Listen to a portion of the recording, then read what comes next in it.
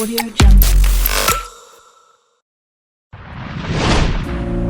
all night by myself, trying to think of ways to you.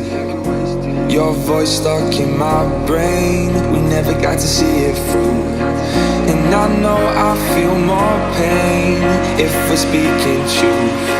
'Cause when Beberapa waktu lalu, Ronaldinho menyempatkan berkunjung ke Indonesia atas undangan dari Raffi Ahmad. Bahkan legenda timnas Brasil itu sampai mau bermain dalam sebuah laga bertajuk Trofeo. Usai bermain, Ronaldinho kemudian memberikan komentarnya tentang sepak bola yang ada di Indonesia.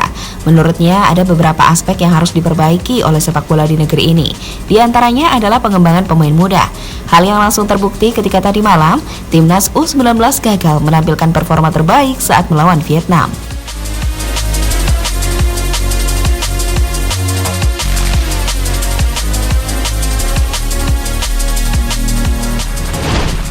Ya, seperti diketahui, dalam laga perdana Piala AFF U19, Indonesia harus puas bermain imbang melawan Vietnam dengan skor 0-0. Hasil yang tentunya sangat pantas didapatkan, mengingat permainan dari skuad Garuda masih belum maksimal. Hal itu terlihat dari seringnya salah melakukan passing. Tak hanya itu, saat berada di depan gawang, para pemain timnas juga terlihat kebingungan sehingga beberapa peluang gagal dikonversi menjadi gol.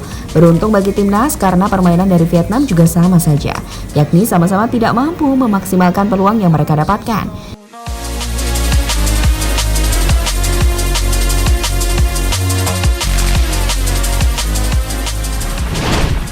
Dengan melihat apa yang ditampilkan oleh timnas, tentu menjadi sebuah PR besar yang harus segera dibenahi oleh Shin Tae-yong.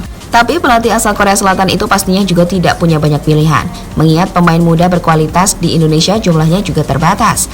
Ya, dalam pertandingan malam tadi, boleh dibilang hanya Marcelino saja yang tampil menonjol.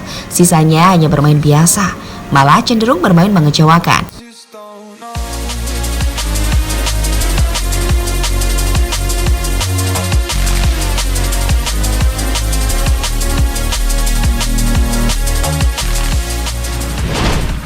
Melihat fakta yang ada, tentu jadi teringat perkataan Ronaldinho tempo hari. Ya, sebelum meninggalkan Indonesia, mantan pemain Barcelona itu sempat memberikan komentar tentang perkembangan sepak bola tanah air. Menurut Ronaldinho, Indonesia harus serius mengembangkan pemain muda, karena itu adalah pondasi awal untuk membentuk timnas di masa depan. Dirinya kemudian membandingkan dengan yang ada di tanah kelahirannya Brasil, di mana di negeri Samba sana, banyak anak-anak kecil yang sudah langsung bermain sepak bola, dan biasanya langsung dimasukkan ke akademi di sebuah klub untuk mengembangkan bakat permainannya. Hal yang sangat berbeda dengan yang terjadi di Indonesia, karena fasilitas di sini juga sangat terbatas.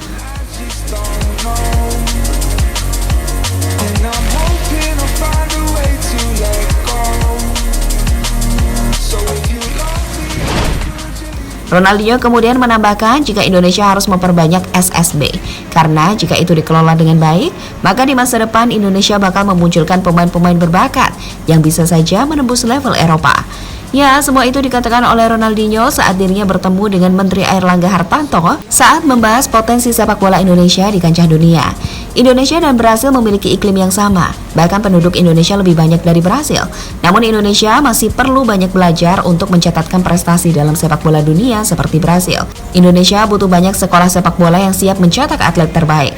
Atlet sepak bola juga perlu disiapkan sejak dini, kata Ronaldinho pada Antara.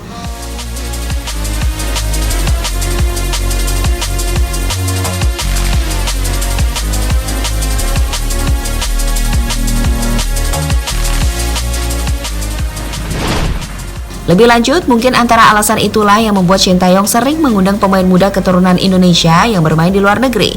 Karena menurutnya, kualitas serta gaya latihan yang mereka lakukan berbeda dengan yang ada di sini. Tentu ini menjadi pelajaran sekaligus tamparan yang harus segera dibenahi oleh PSSI jika ingin memajukan sepak bola Indonesia.